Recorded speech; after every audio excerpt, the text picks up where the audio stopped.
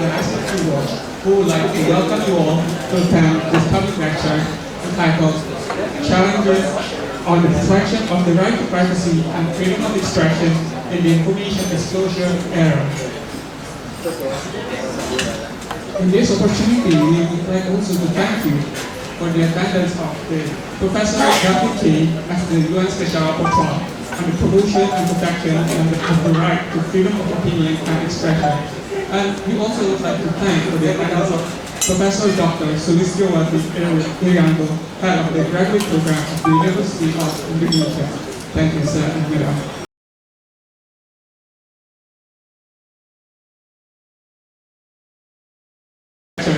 Let me hear a few words or a few key remarks from Professor Sulis. To Professor Sulis, the time is yours.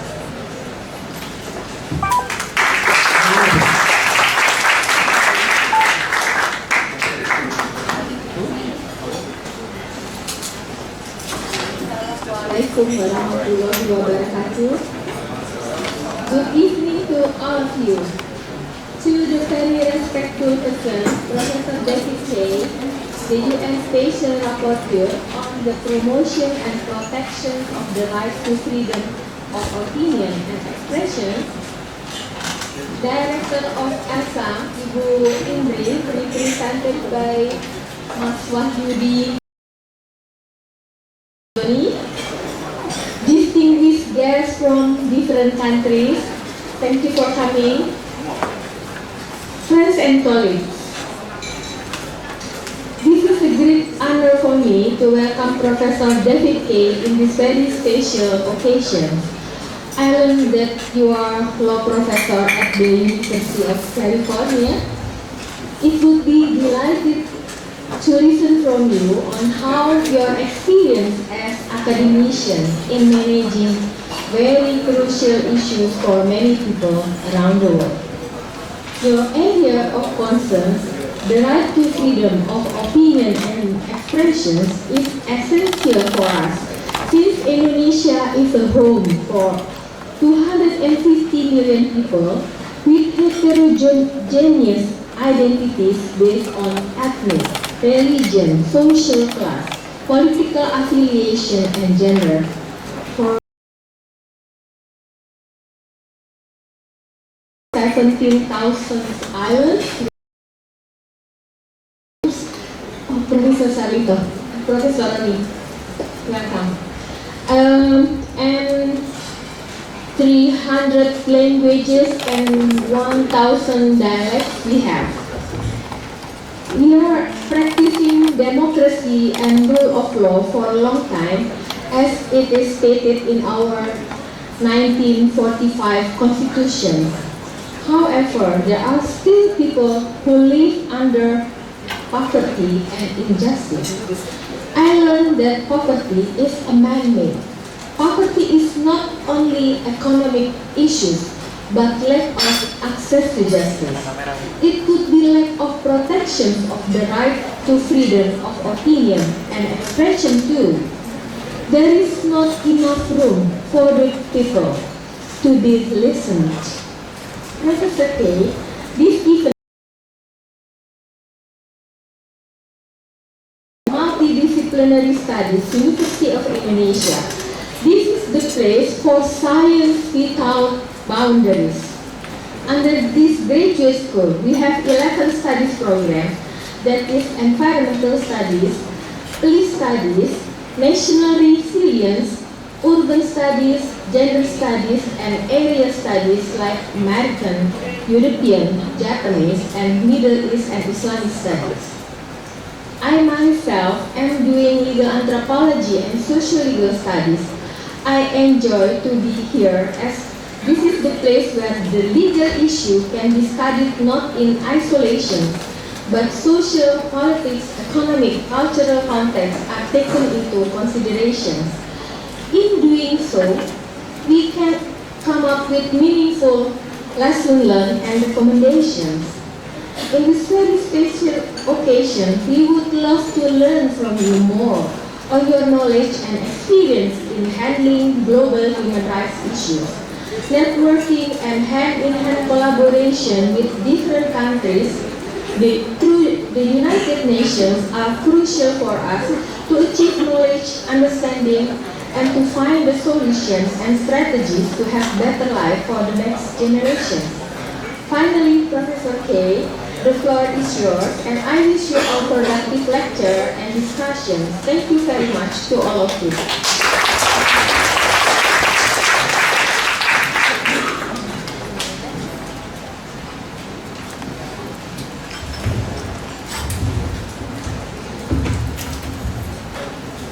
Professor Arianto, thank you so much for that very kind introduction.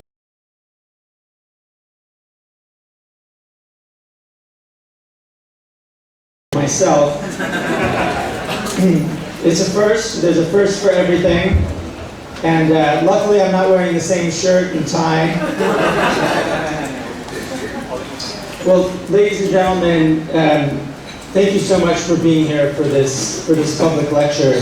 Yeah, it's a special pleasure for me to deliver this lecture in such a vibrant and dynamic country.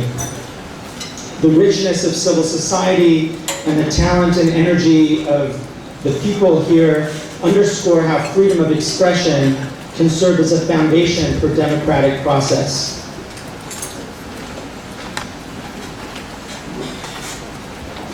It so happens that I'm here unofficially.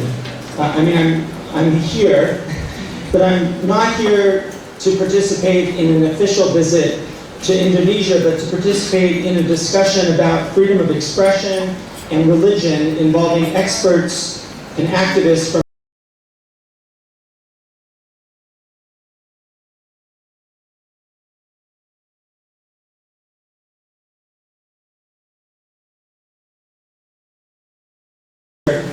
right at the beginning.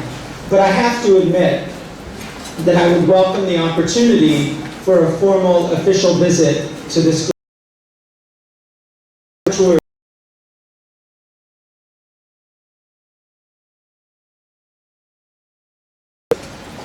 Explore freedom of opinion and expression issues with government, civil society, academics, and others. We can only do so on the basis of invitations from governments, which we seek through formal diplomatic requests. I have actually requested such an invitation from the government of Indonesia, and it is my hope that I'll be in a position to conduct an official visit and deepen my understanding of Indonesia's implementation of its obligations under human rights law in the near future. Tonight, however, I want to talk more generally about the freedom of expression. And with apologies to the vast majority of you who have deep knowledge and understanding of the right to freedom of opinion and expression, I want to do some things that seem rather basic. Eventually we might get, I hope, perhaps in the Q&A, to discussions that get more in-depth about freedom of expression, particularly in a digital age. But I want to speak a little bit more generally. So first, what I want to do is say a few words about the underlying law that protects everyone's right to freedom of expression. Second, I will suggest a kind of basic foundation for the law itself. Why did states, after all, agree to protect opinion and expression? What interests and policies does such protection serve? Third, I'll address what I see as the worldwide threat to freedom of expression. And I have to say, it's not monolithic. It's not based on one principle or one kind of threat. It is not only online, but it's offline. It is not only driven by governments, though that is often the case, but it also results from social, cultural, political, and demographic pressures worldwide. I will spend a bit of time talking about content-based restrictions or discrimination, and then I'll talk about the tools used to restrict expression.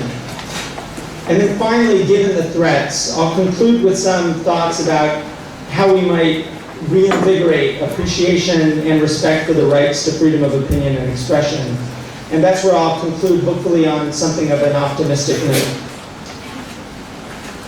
So first, let me talk a little bit about the underlying law. And many of you may already be familiar with that underlying law, but so I would ask for your leave as I give a little bit of a history or a little introduction to what that law is. So when we're talking about human rights law related to the freedom of opinion and freedom of expression, I'm referring specifically to two sets of norms, two instruments. That is the Universal Declaration of Human Rights, which is really the foundational instrument in international human rights law, largely aspirational, but it has been converted by and large to a set of binding principles in the two international covenants. The International Covenant on Civil and Political Rights, the ICCPR, and the International Covenant on Economic, Social, and Cultural Rights, both adopted in 1966. For our purposes tonight, I'm mainly going to be making reference to the ICCPR, right, the International Covenant on Civil and Political Rights. Even though its basic provision reflects and echoes the Universal Declaration of Human Rights.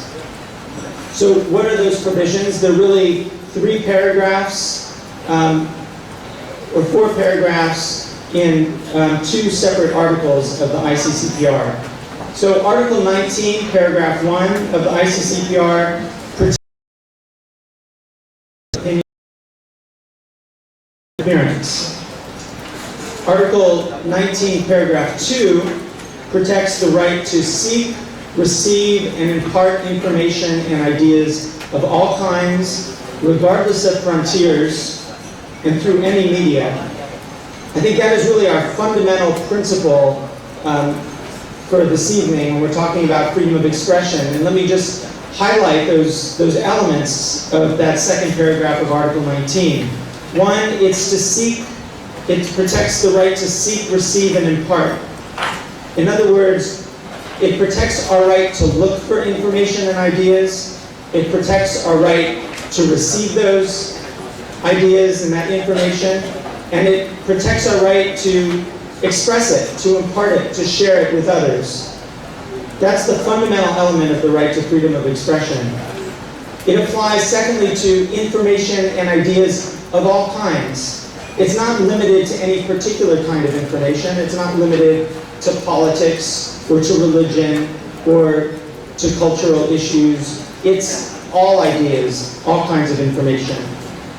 It's regardless of frontiers. Interestingly, it's a right, unique really, in the International Covenant, that applies regardless of one's borders. It allows me to seek, receive, and impart information from any country around the world. And particularly in a digital age, I think that's something that we should be focusing some of our attention on. We'll talk a little bit about that, hopefully later and maybe in the Q&A. And then finally, it applies to any media. Right at the time of the adoption of the Covenant and of the Universal Declaration, so we're going back almost 70 years, those who negotiated these instruments already understood that media can change. We wouldn't just be talking about newspaper or radio or television, right? But it would also include things that weren't invented.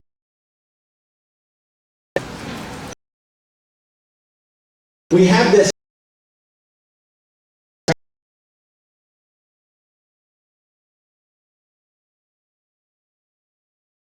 right. The third paragraph of Article 19 provides the answer there. Article 19, paragraph 3, provides restrictions on expression, but not opinion, and I think that's crucial.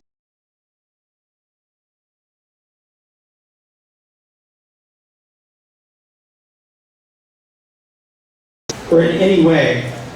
But expression, the expression of one's opinion, may be restricted in fairly narrow circumstances, and Article 19.3 says that any restriction must meet a 3-part test. And that 3-part test means, 1, that the restriction must be clear and unambiguous in existing law.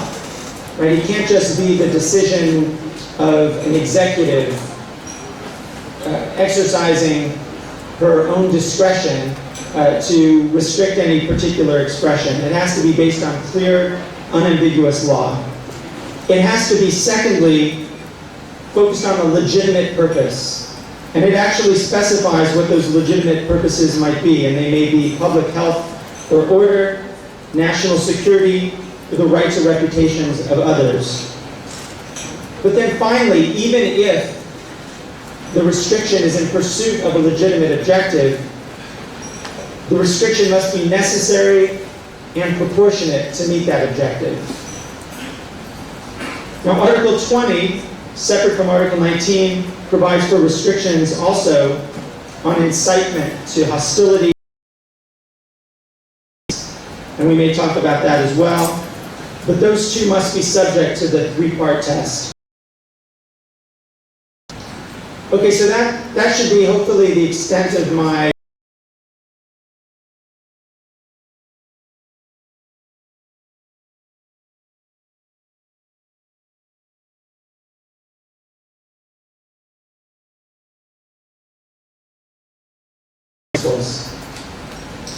why do we have the right to freedom of expression? Why do we have the right to freedom of opinion?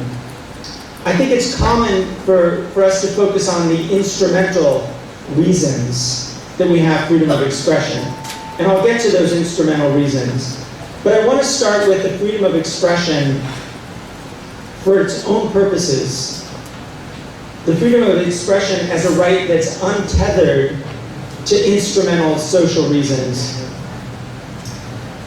And so here is the deep question that philosophers have always struggled with, and which I think freedom of expression is actually rooted in. And that is, what is it that makes us distinctly human? So apart from our enjoyment of reality television, maybe, or cat videos on YouTube, our capacity to reason, right? Our capacity for conscience, for self-awareness, and for reflection is what separates us out from the other members of the animal kingdom. Right? Reason and conscience. The Universal Declaration actually celebrates reason and conscience that everyone enjoys by nature of simply being human. And I think that the freedom to exercise that reason and conscience is at the heart of the freedom of expression. How is it possible to exercise reason if we lack information or we lack access to information? How is it possible to make decisions about our own values, our identities, our preferences, if we lack the ability to debate them with friends and foes alike? How is it possible to form an opinion without freedom to explore in privacy our deepest or even our shallowest curiosities? In short, I would suggest that the freedom of expression at its core is about the freedom to be human, to exercise our most fundamental human qualities of reason and conscience. It is essentially a protection of human dignity.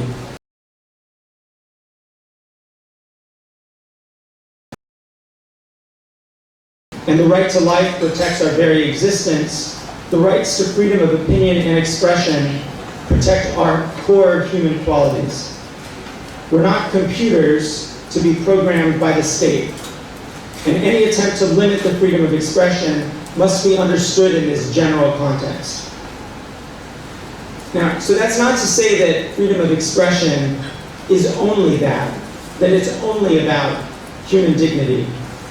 It's also fundamental to modern human activity, to democratic process and public policy debate, to economic interactions and sustainable development, to scientific progress and the growth of human knowledge, to public health and education, to tolerant pluralistic societies, and the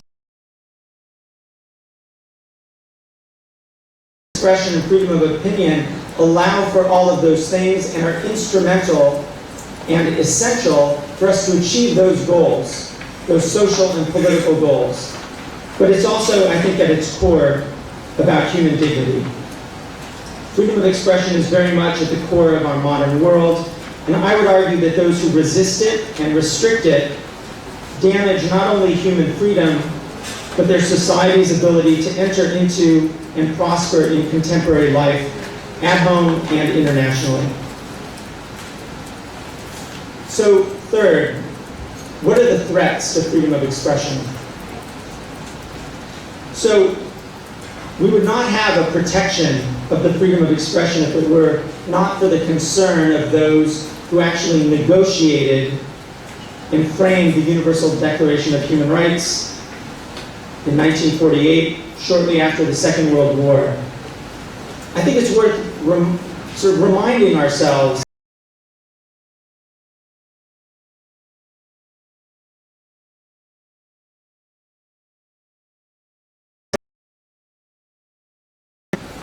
it was born in the wake of a regime, the Nazi regime in particular, that initiated conflict in a variety of ways, but it bears remembering that among the first efforts of the Nazis was doing away with art, literature, and political expression that challenged National Socialist ideology. The Nazi reign of terror actually began with book burnings. It was the death camps that came later. Now, of course, most threats to freedom of expression are not pathways to genocidal violence. And that's not my point at all. My point is that threats to expression are not new, that the people who actually framed the right to freedom of expression as we understand it today understood that freedom of expression would be under attack and wasn't under attack in the past. So today, what marks our world of threats to expression? I want to highlight several, but let me make here first a preliminary remark about threats to expression. I think that most denial of free opinion and expression are about maintaining a particular power structure. Sometimes it's about a person's power, sometimes it's about a party's power, sometimes it's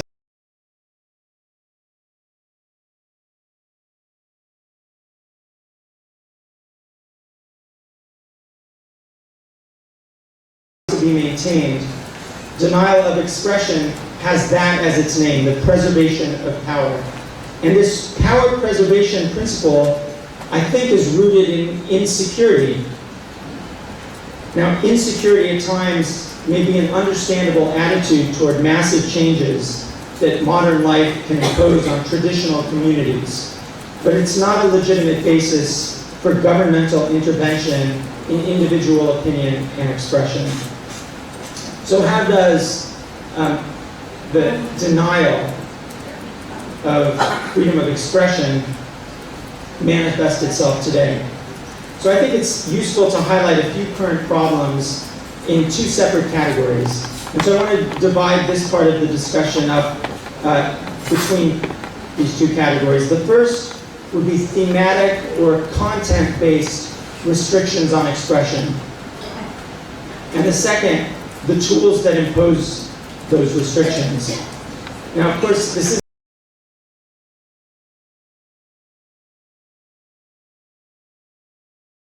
conceptually, it allows us to think a little bit about the different threats that are out here. And I do not intend to be comprehensive in discussing these current threats, but I think these will be representative, and then afterwards maybe this will be a launching pad for us to talk more specifically about threats that you see as well. So the first I want to talk about, the first category is content or thematic restrictions, which at some level can be under the umbrella also of discrimination. Right? Content-based restrictions are often about discrimination. First, discrimination against vulnerable groups. Restrictions against the expression of vulnerable groups. Examples are legion. I'll mention a few. For instance, gender or religious expression, at least where gender and religion intersect, such as clothing or headscarf coverings. So for example, the right to wear a headscarf, whereas in some countries like Saudi Arabia and Iran, the headscarf or a form of covering may be imposed. There's ethnic expression, such as education. And there I'm thinking of perhaps the Baha'i in Iran, where they're denied fundamental rights to education and to ethnic heritage, or ethnic expression in one's language, such as restrictions on the Tibetan language in China. There's LGBTI expression, where there's severe restrictions on such expression, and we've seen that over the last years in places like Uganda and Russia and many other places. So these are each discriminatory restrictions on expression, and they're based on restricting the expression of vulnerable groups. Another kind of content-based restriction is blasphemy, right? Laws that restrict the kind of expression that one might direct toward religion. And I think blasphemy laws, which are prevalent throughout this region and throughout, in fact, many regions, and apply to all religions in many ways, do more to undermine minority expression than to protect majority religious groups from harm. And they become a fundamental problem for the freedom of expression, not necessarily because of their intention to protect those who have religious feeling, but because they are generally used in order to restrict the expression of those who have contrary views, views that vary from the mainstream religious attitude. A third area of discrimination in restrictions on expression has to do with opposition political views, repression of dissent.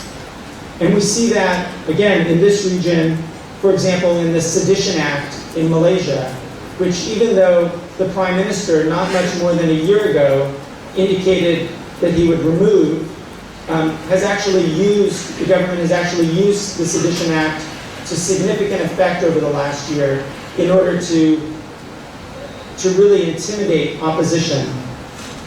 And to intimidate even artists and thinkers. For example, the cartoonist Zunar, who faces up to 45 years in prison for some of his cartoons which were seen as seditious.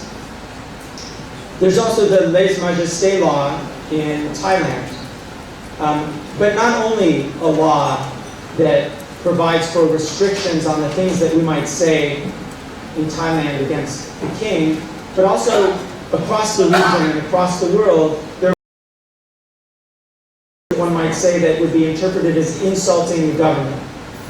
These are content-based restrictions that ultimately undermine public debate. And of course, there's the vast wave of repression of expression in places like Bahrain and Egypt over the last 3 or 4 years.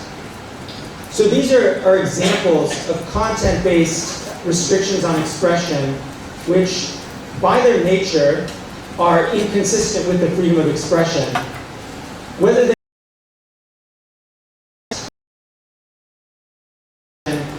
is another question, which I think none of these actually meet, but we can talk a little bit more about that in the Q&A perhaps. So apart from those kinds of content-based restrictions are the tools. What are the tools for restricting speech today? I think these tools generally fall under the category of censorship, but they come in a variety of forms. And the last one that I'll get to is the one that's focused most directly on the information age, as is indicated in the title of the lecture. First, we have denial of access to information. And that could include such things as the blocking of YouTube, which we've seen in Pakistan.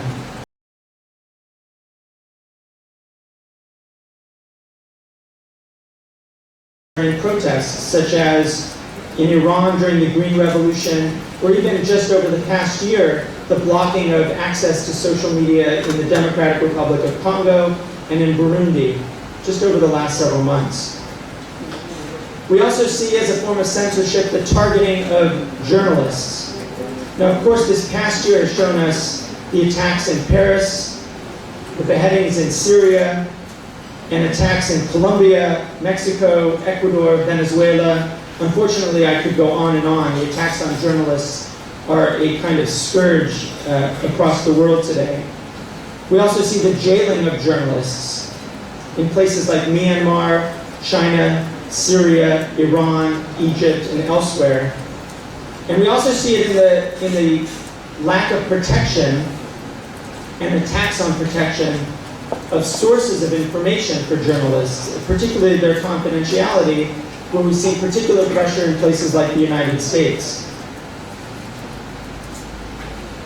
Then there's freedom online. Freedom online, in many respects, should not be seen as really distinguished from, in any material way, from freedom offline, freedom in our regular physical space. It's been said quite repeatedly now, particularly by my predecessor, Frank LaRue, but by the Human Rights Council, by the UN General Assembly, and by many others, that rights offline apply online. It's become a kind of article of faith. And it's true, of course. But I think that even though we see the online world as offering us kind of a vast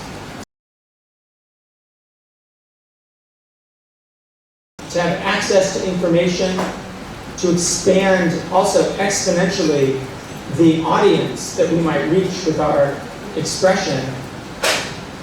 The online world, the digital age, has also presented governments with extensive and unprecedented abilities to track us, to interfere with our privacy, to interfere with our freedom of expression, and to interfere with our freedom to maintain opinions, actually in ways that are much stronger and much more severe and much more restrictive of opinion and expression than we saw prior to the digital age. In other words, much as we've moved so much of our communication online, so too we've seen that repression has moved online as well. And it's important for us to indicate this way. And I would indicate or highlight a few areas of concern that I think we should all have when it comes. So one is the argument about internet. There's an argument going on right now across the world, around the world, that internet sovereignty should be a guiding principle. In other words, that each country should have the ability to kind of decide for itself what its people get to see, how they get to communicate with one another, what they get to communicate to one another. And I think there are two problems with that. So one is there's a legal, as I indicated at the beginning, Article 19, Paragraph 2 of the ICCPR, but also the Universal Declaration of Human Rights, protects the right to seek, receive, and impart information and ideas of all kinds, regardless of frontiers. So to the extent that a state wants to create a wall around its internet, which is the central forum for expression in the world today,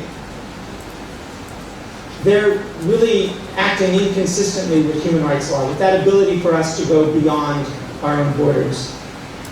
So that's, I think, the fundamental legal problem with the question of internet sovereignty. But it's also a problem of technology. It's simply impossible for a state today to wall itself off from the rest of the world.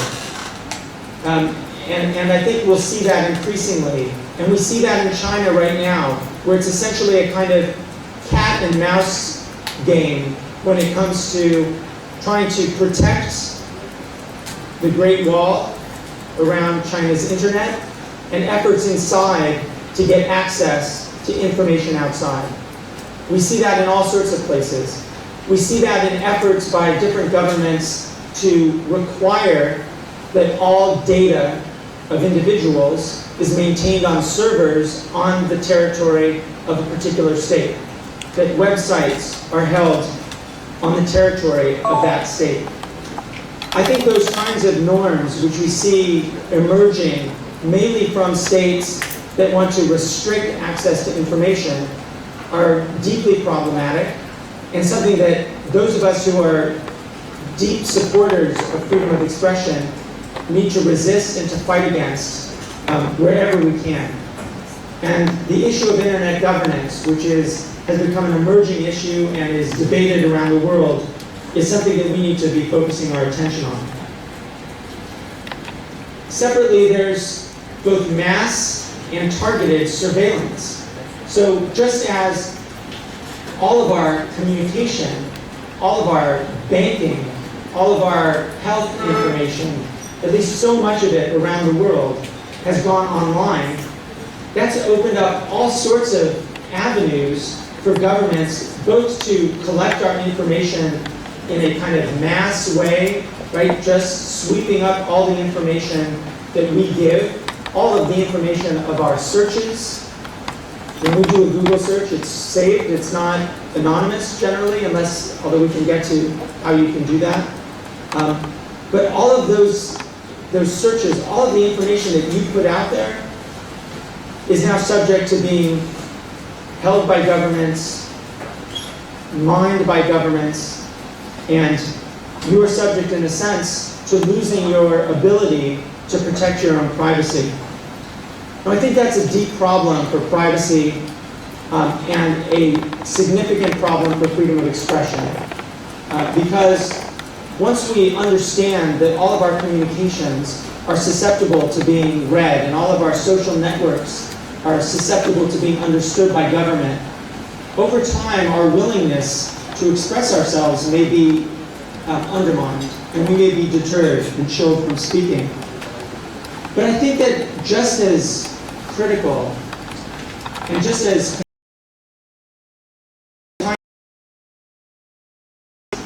that particularly activists, those who are trying to are seeking to express themselves, particularly those who are seeking to express some form of dissent.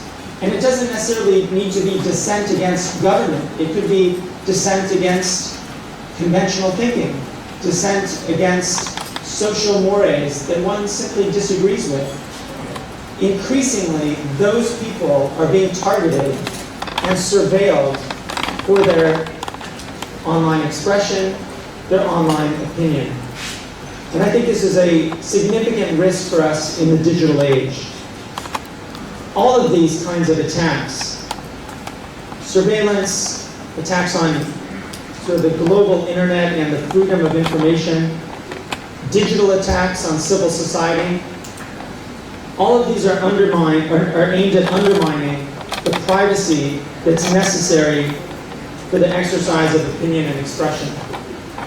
Now there are tools to deal with this, and I think the main tools there are encryption and anonymity, right? The ability for us to essentially wrap our communications in a kind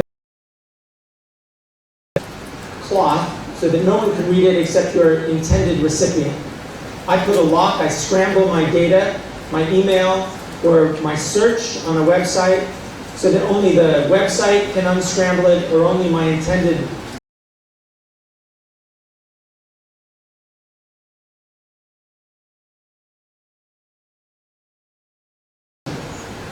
The other is anonymity, and there are tools to maintain our anonymity, whether through virtual private networks, VPNs, or through use of such tools as the Tor network or proxy servers. These are going to be critical tools in an area of both mass and targeted surveillance and digital attacks.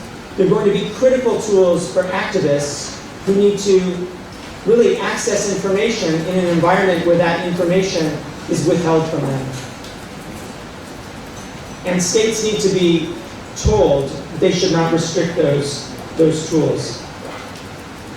So running through much of this, I think, is a completely failed attempt to justify restrictions. There's a failure, one, to provide open and transparent process of lawmaking.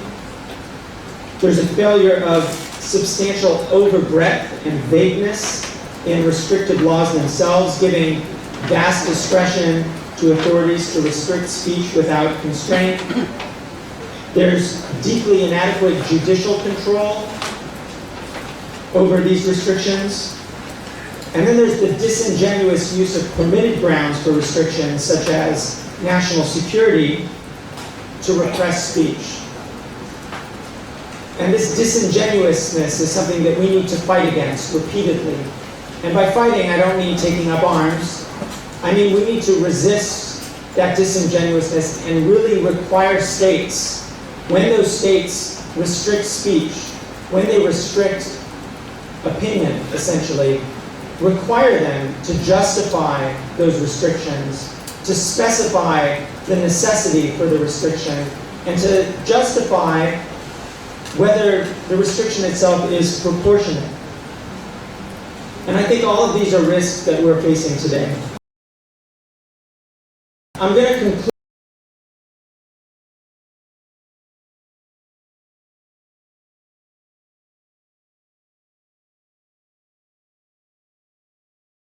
or neat solutions for any of this. But there are at least three things that I think could be done within this region to improve the status of freedom of expression. One is states should follow the lead of countries like Indonesia and ratify the International Covenant on Civil and Political Rights. Ratification is critical for states both to participate in the development of human rights law, but also it's a human rights law. And ratified it. Broad process of national legal reform on all of these issues. And it needs to focus not only on ensuring that the restrictions that are imposed on expression meet that three-part test under human rights law, but that states go through and determine where they have content-based restrictions that are inconsistent with human rights law, whether it's sedition or blasphemy or other discriminatory types of restrictions. And then third, I think for the long term, the region, and by the region I really mean ASEAN countries, should be aiming towards a kind of regional forum to protect freedom of expression. Now, by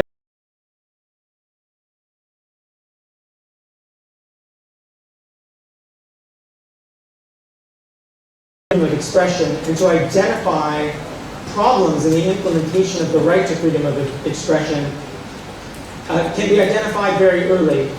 So there's a special rapporteur on the freedom of expression in the Inter-American system. There's one in the African system. There's one in the European system, in the Organization for Security and Cooperation in Europe. Over the long term, I think it's going to be critical for there to be a national, a regional mechanism for ASEAN countries as well, in order to address all of these issues. So I want to conclude on a kind of hopeful note, I hope. So for all the threat and the risk to freedom of expression today, I think we also live in an age that's pretty remarkable in its sort of fullness of information, of media platforms, of ideas, of images, of sounds that are really accessible to all of us in this room. And they cross borders, and they inform.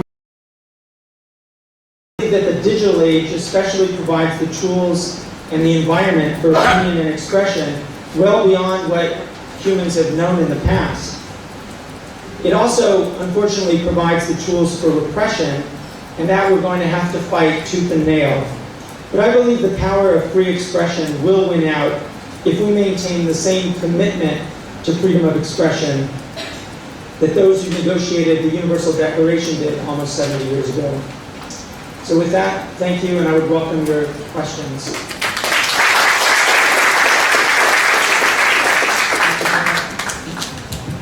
Thank you, Professor. Now we will move to the question and answer session. For the first term, I would like to invite five questions, please. Yes, the mic is much short. My name is Long from Vietnam, and I would like to thank you, Professor Kaye, for a great presentation. I just have just one question. is that in countries like Vietnam, government usually refer to the Article 19.3.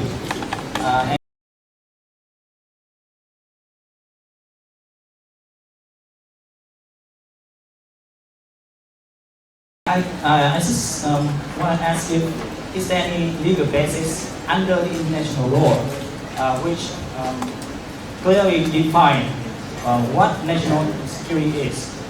Thank you. Professor, was it okay if we gather all of the questions and answer? Sure. Okay. The second question, please.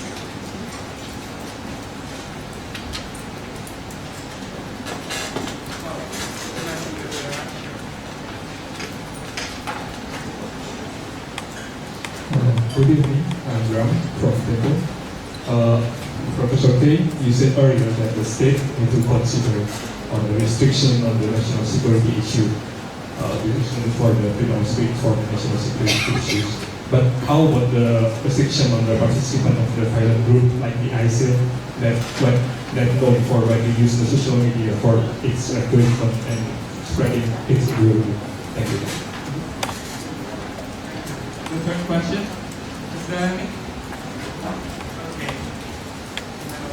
Thank you, Professor. I would like to ask you about the dynamics of the reports from countries. For example, if there are cases in dispute between state and people regarding the expression. So, what is the level of successful mechanism? For example, you have a special mechanism, but we have also the national mechanism because in Indonesia, for example, there's so many cases that problems within maybe you are already understand about the ITA, apa itu? Transaction and electronic law. So, I just will ask you about the how you handle the complaint from the people in all countries. Is there any? None, I think. 3 at a time? Okay. So those were all really excellent questions. None of them are easy.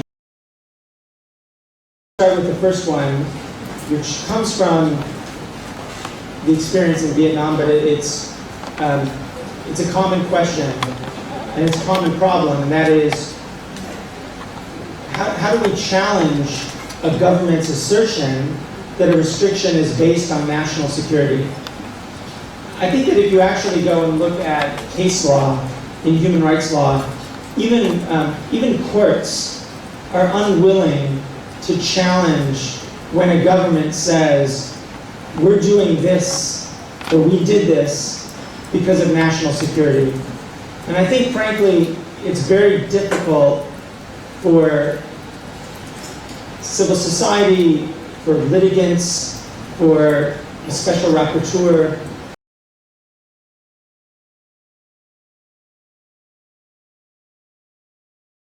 it's almost impossible in a lot of ways.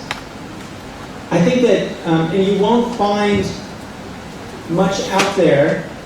There's some excellent civil society principles defining national security, and we could talk about what some of those principles are, but you won't find much in law.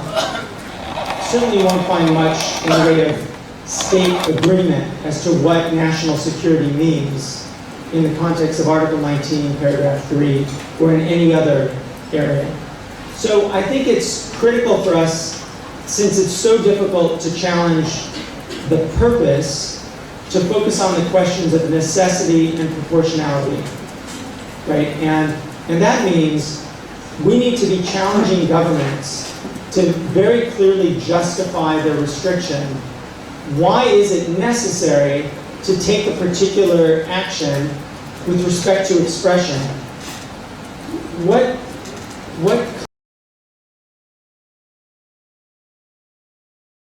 will actually affect national security? What specific national security objective do you have? If that national security objective and that measure is having an impact beyond, say, the target. Let's say, for example, it's designed to protect against terrorists, but it restricts the expression of everybody in a particular community. How is that proportionate? And I think to the extent that we can get a state to engage in a dialogue on those issues, which ties to the third question, which I'll get to a bit, which is really our goal in the special procedure system. If we can get states to start justifying themselves in those specific ways, I think we're making progress. But I don't think it's going to be too much help to us if we simply challenge them on whether it's national security or not, or whether it's law enforcement or not. We need to be focusing on that necessity and proportionality standard more than anything else. And I think that goes to the second question then as well. So if I understood the question, I mean, you were asking generally about restrictions on expression with respect to Islamic State use of social media. Is that correct? Right. So I think it's clear, and everybody probably knows this. There's a lot of discussion about ISIS using social media both to generate supporters and to get whatever message it has to get its message out.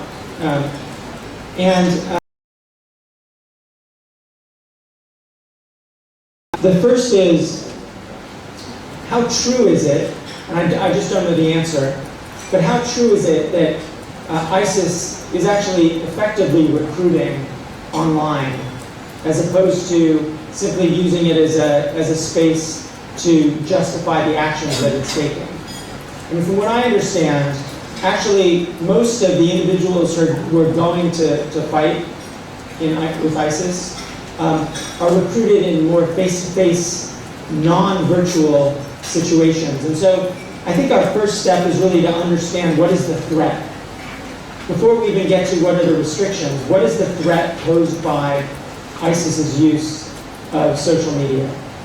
So the second part of it is, now we see this particularly in the United Kingdom, where the Prime Minister and many other senior officials have said, we need to ban things like WhatsApp and other encrypted communications, or at least we need to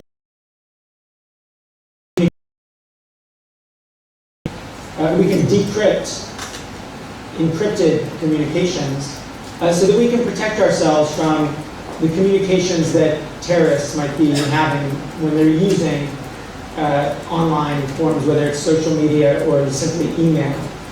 And I think there are two problems with that. So one is banning a particular use of media is really quite disproportionate, right? I mean, it's not exactly the same, but when we think about it, it'd be a little bit like saying in an era of graphite and paper that because criminals are using pen and paper, that we need to ban pen and paper. And that's absurd, and I think it's also absurd to ban these tools of communication from people, particularly where these tools of communication have such important value to privacy. But in addition to that, I think the idea of backdoors, as any technologist will tell you, there's no such thing as some special access that can be provided only to governments, because anything that's vulnerable in a world where there are pretty sophisticated hackers out there working either for criminals or for hostile governments or just, for themselves and as pranksters, they're going to get access to that as well. So we need to be very careful about the responses to these claims that ISIS or other terrorists are using the same technology that we use to protect our privacy. Because if we start to tinker with those, we're going to start to lose access to tools that really guarantee our privacy and our freedom of expression. So I think we simply need to respond at the end of the day. I think it's very difficult for us to adopt those measures because they really undermine so much of what we otherwise value about online.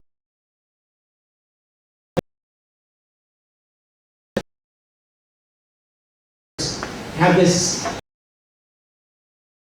it's an unusual ability to communicate directly with governments. Encourage everybody here.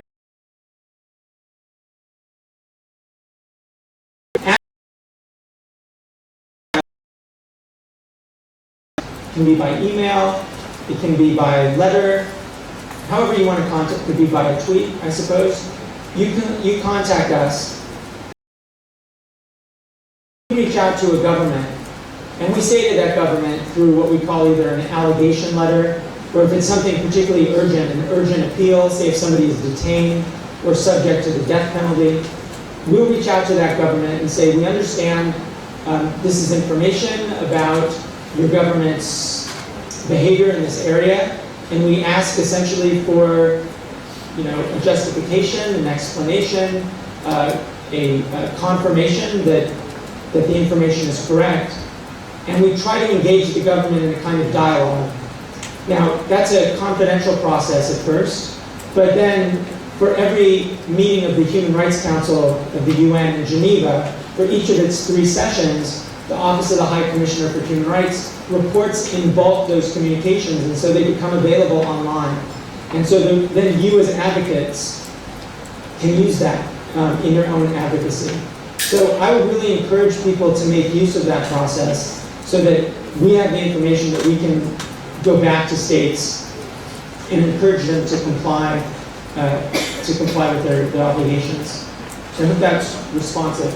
It's not litigation, but it is a mechanism that allows us to have this kind of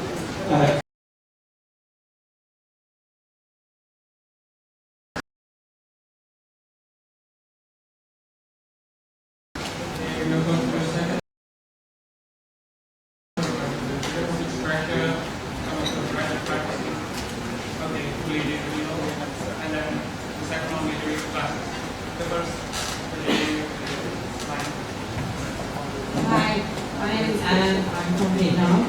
My question is, the United Nations, in particular the Working Group on Arbitrary Detention, has actually already concluded that certain legislations in Vietnam that restrict freedom of expression have violated Article 19. They've also concluded that certain prisoners of conscience who are serving time because they have peacefully expressed their right to freedom of expression.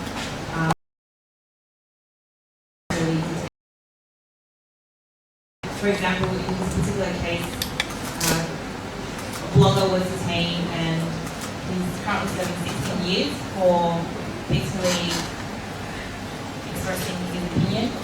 So the United Nations, the Working Group on Arbitrary Detention, concluded that his detention was arbitrary in 2012, but Vietnam has since failed to do anything to resolve that case. What mechanisms can CSOs on behalf of prisoners like him do to follow up on his case? Can we just send more reports or give you updates? What can we do specifically? Okay, the second one, will you give it the glasses? May I address 2 questions? Is it possible? Okay, thank you. Well, my name is Christine, and I'm from Ecuador. And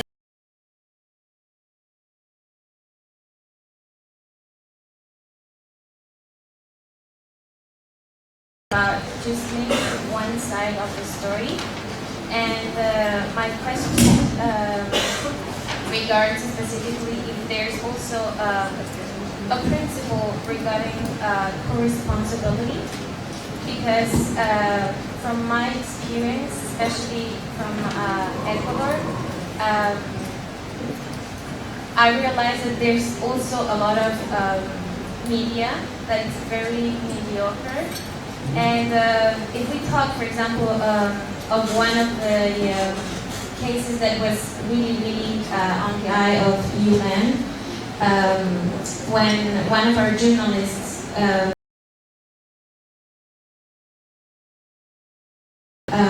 wrote that the president was guilty of genocide.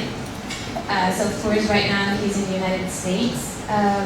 But also, I don't know if we can also speak about the principle, of course, of co-responsibility, because it's important also to maybe find a balance. And the second one regards the Asian region. And you mentioned in one of your recommendations that we should follow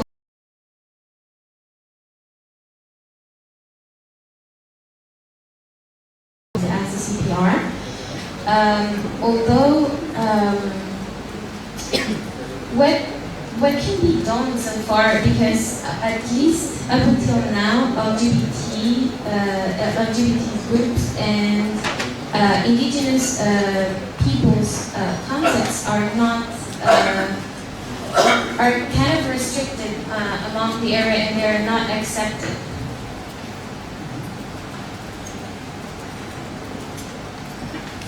Is there any question? Yes.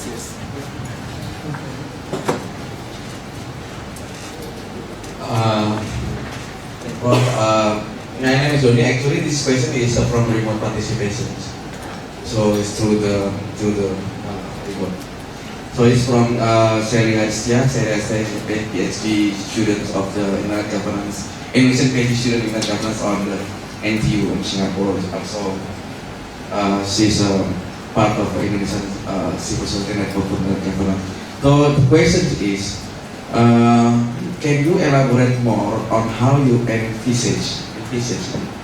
Can you envisage any steps needed in order to have regional freedom of expression principles? So Regional. How you envisage any steps needed in order to have regional freedom of expression principles? That's the remote questions. Thank you.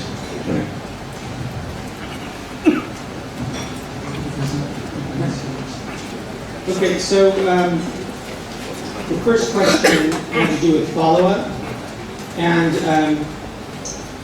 frankly, this is an area where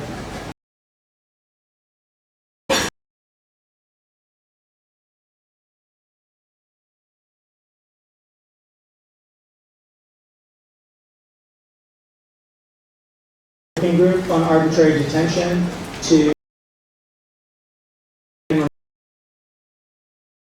that this decision is out there and that the government is not complying with the decision. Beyond that, there's no magic wand that one can wave and say that the decision will be implemented.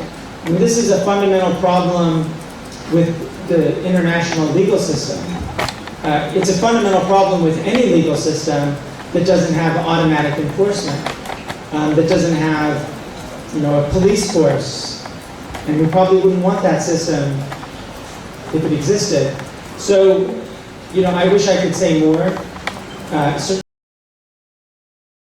But I think the only answer is to continue to shed a light on that kind of problem, to take that decision, make sure that states that are trading partners, that are political partners, understand that this is the situation, and I think you're doing that already. But I think that's really, it's continuing to put pressure that you need to do. So on the question from Ecuador, so I'm not sure I fully understood the issue of co-responsibility. Can you explain what you meant by that?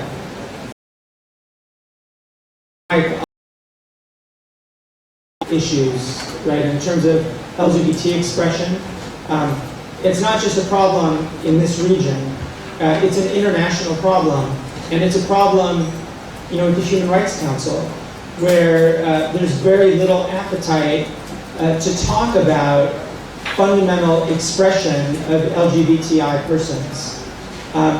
Luckily, just at the end of last week, or the beginning of this week, the Office of the High Commissioner for Human Rights released a report on sexual orientation and gender identity and the importance of protecting individuals from harm and also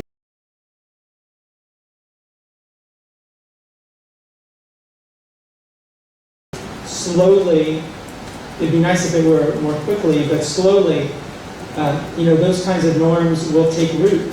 And they'll take root, they're already taking root in certain regions, and I think they'll continue to take root elsewhere.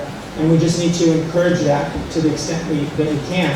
I think we need to make clear over and over that human rights apply to all individuals. And if we're talking about expression, we're talking about the right to seek, receive, and impart information and ideas of all kinds.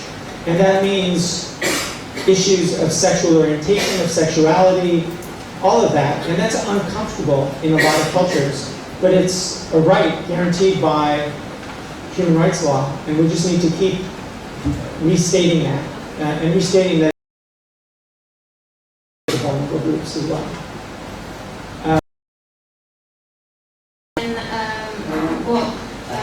The principle of co-responsibility is that what I wanted to know is if there's any mechanism whereas the media is responsible also for the information they gather and they share with people. Oh, I see what you mean. Yeah. Essentially, what is the media responsible for in addition to what government might be responsible for? Look, I think there are two different ways to think about this, right? So one is, I think we need to be careful about legal restrictions on the media in terms of what they can and cannot say or report. It's, it's a very, I think, short path between, concern over, say, propaganda and incitement, right, to the prohibition of rumors, which some governments prohibit, the media from publishing rumors, whatever that means, right? So we need to be very careful, and I would really argue against any kind of legal restrictions in that way. At the same time, I think we do need to have conversations about media concentration, media connection to government, media ownership, media manipulation, propaganda, all of those things which are very real around the world, in all places. I think all media is susceptible to that kind of manipulation. Some more. It's not a legal responsibility necessarily.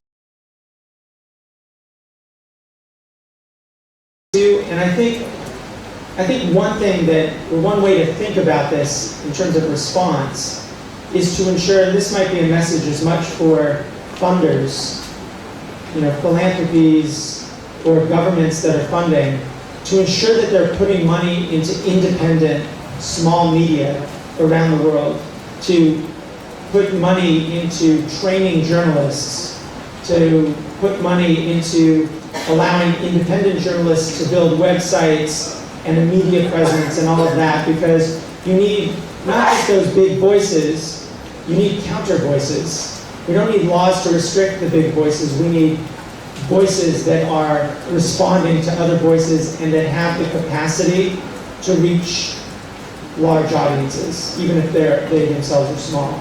So that I think is our best path towards really dealing with that problem. The last, Donnie, the last question, remind me. Because when I did this, when I typed it in, I got autocorrect and it put in the word jokes. So I actually don't know what. I don't know what. Well, okay, this is the remote question. So, can you? Can you elaborate more on how you envisage any steps needed in order to have regional freedom of expression principles? Right. So, I think this goes to what I was suggesting was one of the responses to all the threats. And so the first.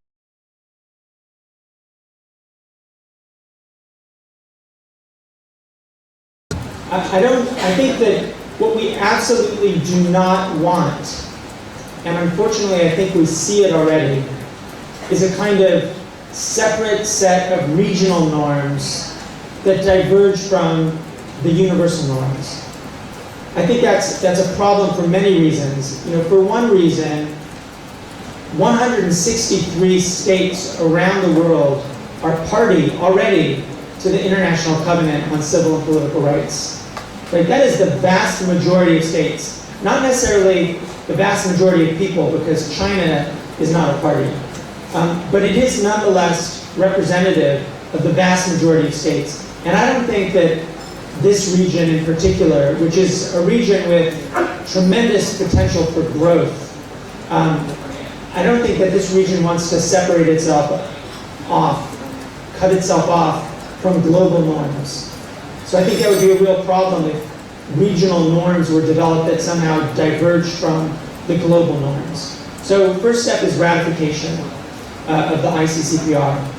What I think would be valuable is having essentially, like what we have in the African, the Inter-American, and the European system, is a regional rapporteur, somebody who can focus specifically on freedom of expression, freedom of opinion issues within this region.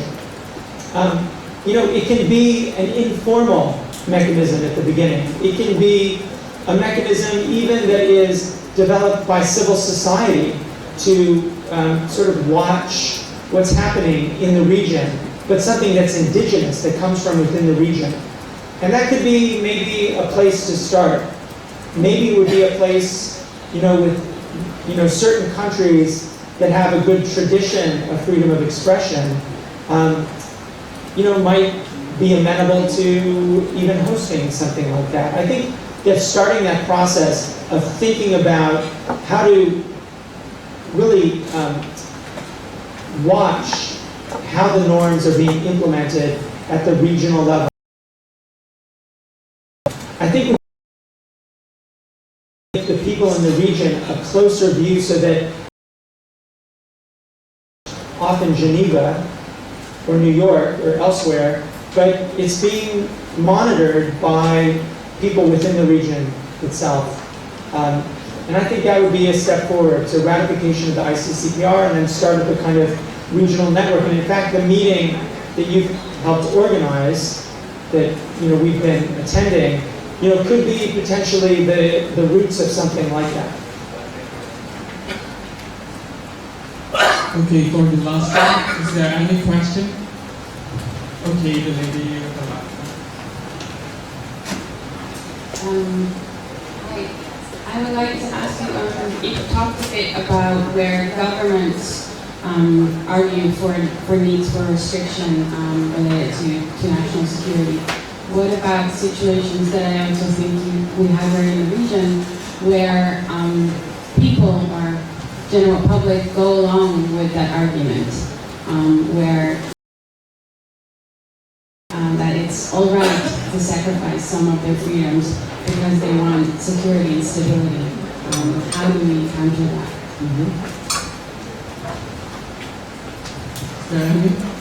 Okay, the lady. Thank you. You were mentioning about the my name is Sita from Indonesia. You were asking about restriction for the freedom of expression to work, and you say that for this restriction to work, usually the third one is the most practical and usable, the necessary and proportionate, because it's almost impossible for court to deny the national protections. I would like to understand further on that. If you can elaborate more, what do you mean? What are the principles that requires these decisions to be necessary and proportionate? That would be wonderful to hear. Thank you very much. The last question, is there any? Is there? Okay, if there's no question, I might ask for the last one. So, as we know that in the near future, Indonesia will face the ASEAN Economic Community by the end of 2015. And I'm wondering, in such era where the openness is key in Indonesia, then how the Indonesian government can do to protect the privacy right of the Indonesian expression in the openness of ASEAN Economic Community? Thank you. So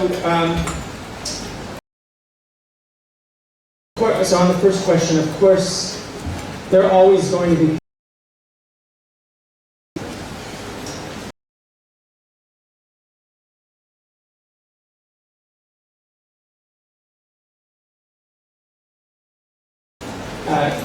in order to get more security. And that's a very common view, I think, in a lot of places. It's actually, it may not even be a minority view in many places.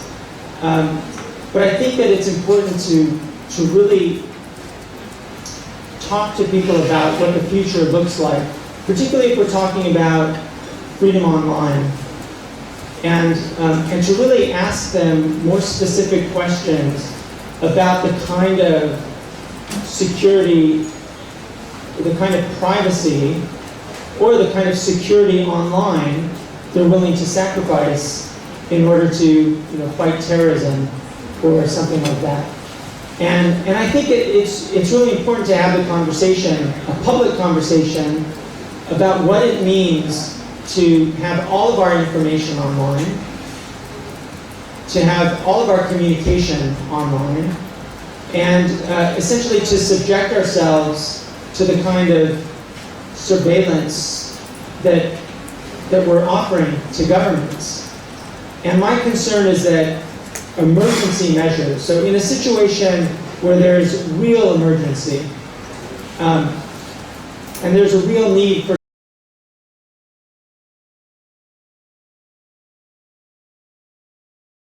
possible to imagine situations like that, and I think we need to understand that. My concern in those situations is that the emergency becomes the norm. Right? The emergency becomes the normal. So if we're in an emergency situation and we're willing to give up a little privacy or a lot of privacy in the midst of that emergency, what happens when the emergency is gone? Do we still have sacrificed that kind of privacy, sort of for the long term? Is that the place we want to be? And so I think, at least at that level, if we're willing to accept in some specific circumstances a reduction in our privacy, we need to think through how do we narrow that.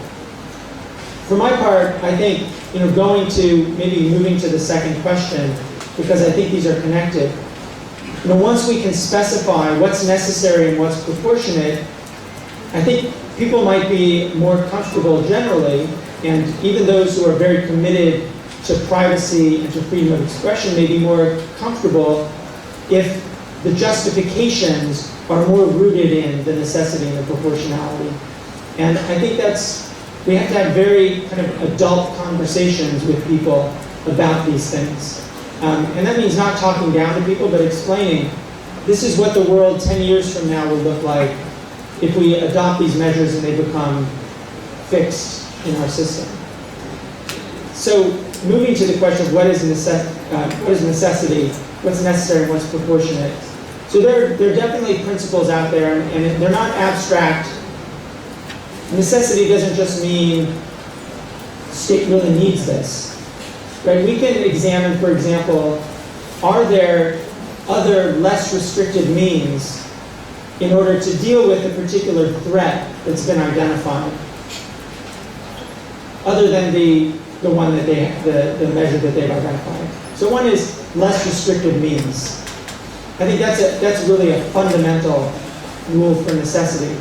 A second would be, is it the last resort? Have you tried other measures? Or is this the first one? The other is to really test directly, is the measure actually designed to achieve the goal that you state you're trying to achieve?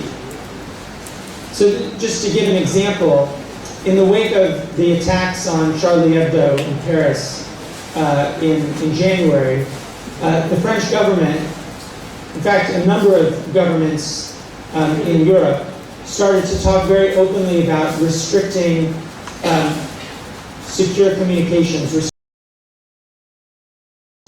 And that came in the wake of an attack that had absolutely nothing to do with encryption. There was no assertion that the killers used encryption as part of their planning. It was a failure of policing. It was a failure of intelligence. It was a failure of many other things as well, but it wasn't an issue of using encryption. So I think, we can look specifically and say, is the measure that you're proposing actually tied to what you're trying to fix? So those are some of the principles that go to necessity. Proportionality really looks at it in a similar but a slightly different context, which is in trying to attack the problem and solve the problem that you're addressing, what kind of harm are you causing beyond that problem? So let's say, for example, we're trying to address the problem of ISIS terrorists, right? To what extent is our effort to restrict their expression having an impact on others beyond them who have nothing to do with terrorism, with ISIS? Maybe they don't even care about public affairs. Maybe they're not even online that much. To what extent are we interfering with their rights? To what extent is it proportionate to the objective?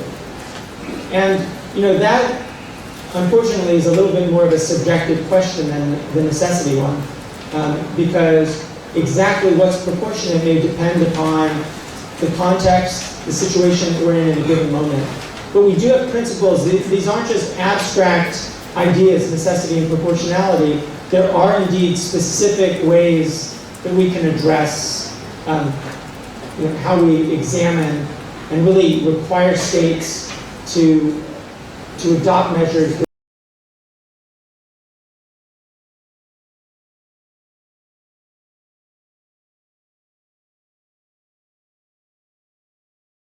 Indonesia, and how can Indonesia protect privacy? In terms of the accesses of the ASEAN community. So I think, one thing for any government to do, but particularly in the context of a forum that's devoted to economic rights, economic development. It gives the opportunity for the openness for the other So I'm wondering about how Indonesian government can actually protect the right to privacy of Indonesian citizens itself and the area of the openness from the other ASEAN nations. From the other ASEAN nations? Yeah. So that's a little trickier. Look, I would say that, it depends on what exactly we're talking about, specifically protecting citizens from. I'm not sure I know what that is, but even regardless of that, I think that every government should be promoting strong encryption. They should be promoting basically the tools for their citizens, and not just their citizens, but residents in their countries, to have those tools that protect their privacy, that protect the security of their information. I think in an economic context, it's very easy, I think, to explain to people. I don't know how prevalent online banking is in Indonesia. Do people do their banking online regularly? Yeah? So it's common, right? So those of you who do your banking online, this might be getting away from your question a little bit, but those who do banking online, when you're communicating with your bank, it's almost certain that you're communicating through with an encrypted website, with a secure channel, right? Because what's the use of doing your banking out in the open, which is essentially what doing banking on a non-HTTPS, a non-secure website would be like? You would never do that. You wouldn't, go to the bank, and put your password up on the wall while you're trying to get your money from the ATM machine, right? So you wouldn't do that online either. Share with everybody your health information or whatnot, but particularly on economic information. If we're talking about threats that can be economic from outside, but also from criminals inside, I think we need to ensure that we're protected by secure communications and these security tools. Now, imagine if, so to move away from the economic side, right? Imagine that we're talking about, your own search because you're curious about, name something that just might be embarrassing to you if we're known. It's not illegal, but you want to know something about the world. or about your sexuality, or about your beliefs, or whatever it might be. Why should we treat those differently than we treat our banking data? It's really quite personal to us, right? So governments should be in the business not only of protecting our economic interests and the economic life of the nation, but also they should be in the business of protecting our own dignity and our privacy and our personality just as much as the banking.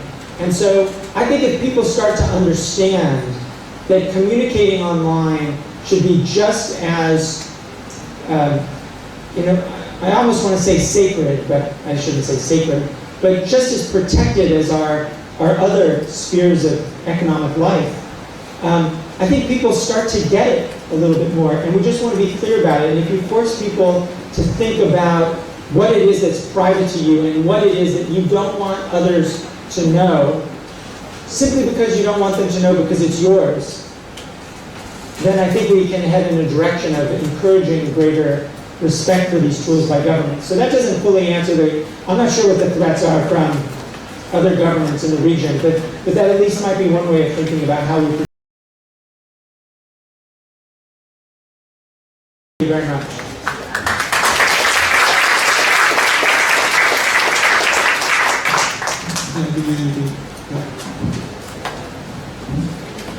So yeah, we are getting closer to the end of this event.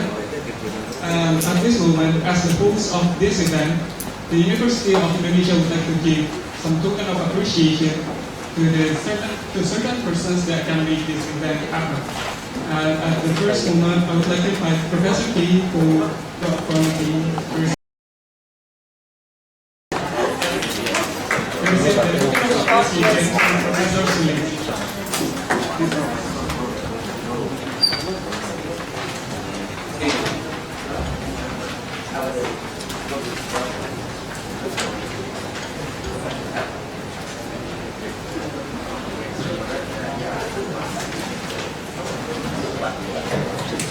Let's give them a round of applause.